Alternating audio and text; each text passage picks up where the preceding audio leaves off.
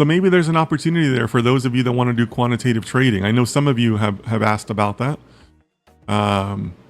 So yeah, so it seems like the quants are being offered relocation packages because of shortages in the industry.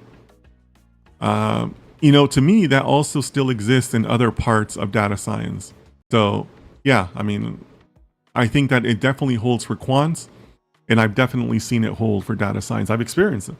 So I could see why, you know, that's part of the package, because there are still shortages for, you know, the truly talented quants and data scientists out there. Okay, so it looks like they're going into their summary.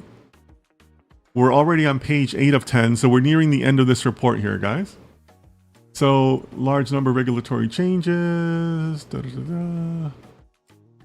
Okay, so financial services professionals need to stay ahead of salary movements to be able to attract and retain talent, and also for their own careers. Yeah, so I think we've already identified one, right?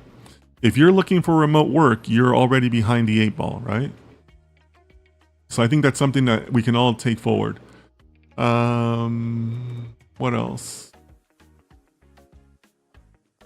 Okay, that's nothing else that's interesting in there. About Selby Jennings.